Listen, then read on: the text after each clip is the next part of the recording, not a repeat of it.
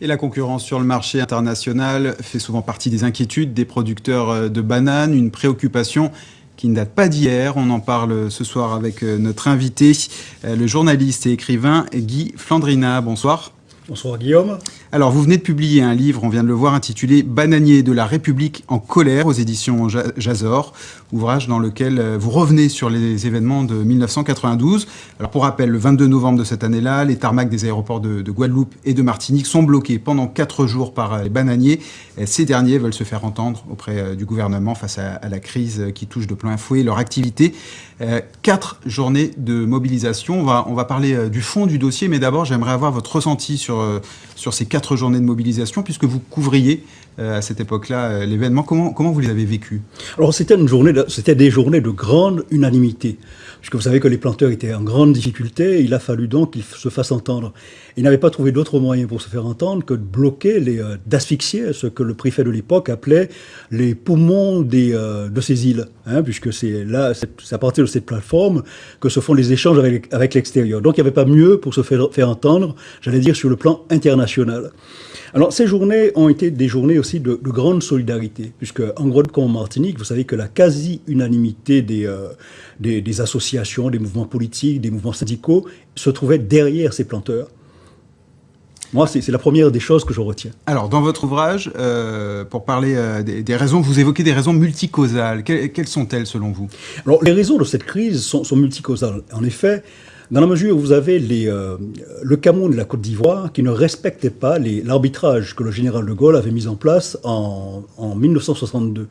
Alors, il y avait 2 tiers qui étaient réservés, 2 tiers de la production des Antilles qui étaient réservés au marché français, le tiers restant à l'Afrique. Or, le Cameroun et la Côte d'Ivoire ont largement débordé ces quotas, ce qui fait que les planteurs antillais n'avaient même plus de quoi vivre. Les prémices de la crise, si vous voulez, ont démarré en mars 92.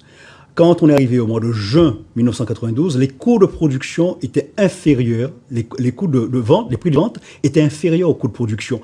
Donc les planteurs étaient vraiment asphyxiés, ils n'avaient même pas de quoi se nourrir. Quels ont été les bénéfices de cette mobilisation dans les années qui ont suivi? Alors, dans les années qui ont suivi, déjà l'OCM Banane a été mis en place dès le mois de juillet 93, ce qui était donc immédiat après la crise. Ensuite, il y a 150 millions de francs qui ont été donnés aux planteurs sous forme d'indemnisation. Et par la suite, avec l'OCM Banane, on a vu immédiatement se moderniser à la fois les traces de bananes, les hangars, les méthodes culturelles ont évolué.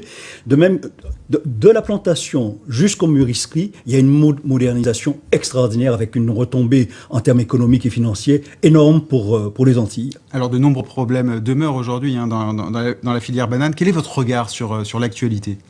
Alors l'actualité, j'avoue que je suis très inquiet. Alors il est vrai que les planteurs ont connu des moments très difficiles. Ils ont eu une mauvaise presse avec notamment le scandale de la chlordécone, ensuite le non-épandage du banol par avion.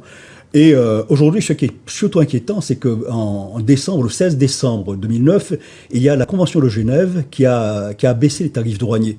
On part de 176 € pour probablement arriver en 2020 à 75 € la tonne, voire peut-être même 0 centime. Ce qui fait que nos productions risquent d'être confrontées à des difficultés énormes face aux pays d'Amérique latine. Dernière question, très rapidement, est-ce que les événements de 92 pourraient se reproduire?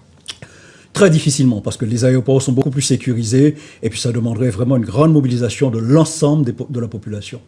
Merci beaucoup d'avoir accepté notre invitation. Et puis je rappelle le titre de votre livre, « Bananier de la République en colère » aux éditions Jazor. Guy Flandrina, merci beaucoup d'avoir accepté notre invitation. Merci Guillaume, c'est moi.